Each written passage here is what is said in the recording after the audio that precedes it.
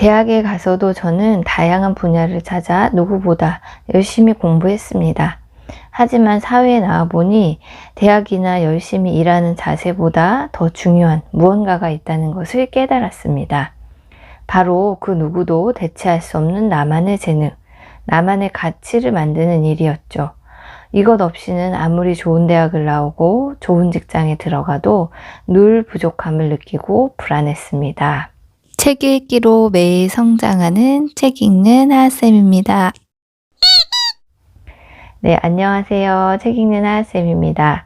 네, 오늘 함께 볼 책은요, 그 집 아들 독서법이란 책으로요, 독서법에 관한 책인데요. 예, 특히 엄마와 아들이 서로 실제로 책을 읽고 나누었던 대화 형식으로 책이 나와 있고, 아이들 독서에도 중요한 내용이 많지만 책을 읽는 모든 분에게 도움이 되는 여러 가지 독서법들에 대해서 나와 있어서 한번 보시면 참 좋을 것 같다는 생각을 했고요. 네, 사랑하는 내 아이가 공부도 잘하고 책도 많이 읽는 그런 아이로 자랐으면 하는 바람이 모두 있으시죠? 그렇다면 이 책을 한번 읽어보시는 게 도움이 되실 거라고 생각됩니다. 그럼 책 속의 문장을 소개해 보도록 하겠습니다.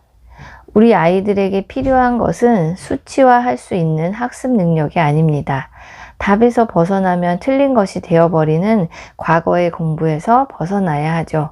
아이들이 키워야 하는 것은 어떤 상황에서도 능력을 발휘할 수 있게 해주는 유연한 기초 능력입니다. 독서가 바로 이 기초 능력을 튼튼하게 하는 핵심 역할을 합니다. 네, 요즘 우리 아이들에게 필요한 것은 그냥 단순히 외우고 답만 찾아내는 이런 게 아니라 자기가 스스로 무언가를 대처할 수 있는 그런 능력을 기르는 게 중요한데, 그걸 기르는데 독서가 핵심이다라는 내용입니다. 다음으로는 불익 독서, 책을 반복해서 읽고 해석하고 대화와 소통을 통해 얼개를 만드는 독서법. 책에서 읽은 내용을 나의 것으로 만들려면 아이들에게 읽은 것 이상의 것이 요구됩니다. 내용을 깊이 있게 생각하고 분석할 수 있어야 합니다. 자신의 기준으로 책의 내용을 판단해 보기도 해야 하죠. 다른 생각을 가진 사람과의 대화도 필요합니다. 이것이 진짜 독서입니다. 네, 그러니까 단순히 책을 그냥 읽기만 해서 줄거리만 아는 것이 아니라 오히려 그 내용을 기반으로 해서 자신의 생각을 갖게 하는 게 진짜 독서란 얘기가 나왔는데, 이 부분에서 저도 좀 반성을 많이 했어요. 저희 아이들 어릴 때 책을 많이 읽어준다고 읽어줬는데 사실 그냥 읽어주는 데에서 끝났구나.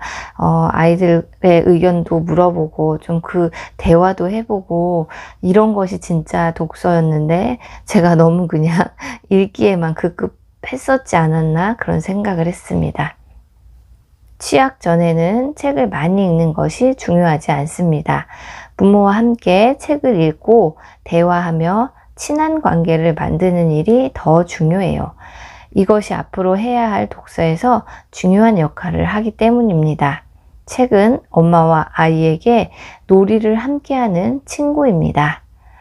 네, 특히 취학 전 어린 아이들에게는 책을 많이 읽혀주는 게 중요하지 않다는 거예요. 그냥 책이라는 매개를 통해서 부모가 아이와 친하게 지낼 수만 있으면 된다고 하는데요. 전집을 사서 책을 읽히고 이거 몇 권 읽었다 이런 거에 치중하실 필요 없다는 얘기예요. 특히나 아직 어린 아이들에게는 그냥 책 읽는 것은 정말 즐거운 시간이야. 엄마와 함께 할 수 있는 즐거운 놀이 시간이야 라고 생각할 수 있게 만들어 주시는 것이 좋을 것 같습니다. 책을 통해 아이는 일상을 어떻게 바라보고 느끼는가에 따라 평범한 날도 특별한 날이 될 수 있다는 것을 알게 되죠.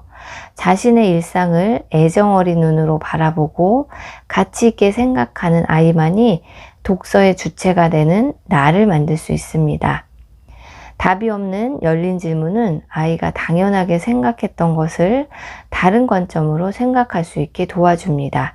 그리고 이런 다른 관점이 다른 생각을 만들죠. 네, 계속해서 같은 내용이 나오는데요. 아이들에게 계속 질문하고 자기만의 생각을 가질 수 있도록 부모님이 책을 읽고 나서 그런 쪽으로 지도를 해 주셔야 된다는 거예요. 독후 활동이나 아니면 아이와의 대화, 딱 답이 정해져 있지 않은 그런 질문들로 계속해서 아이가 사고할 수 있도록 도와주시는 게 좋을 것 같습니다. 네, 다음으로 줄거리 독서에서 벗어나 책 속으로 들어가 보는 경험을 해야 하죠. 이때 깊이 있는 독서와 반복 독서가 아이를 조금씩 책 속으로 들어가게 도와줍니다.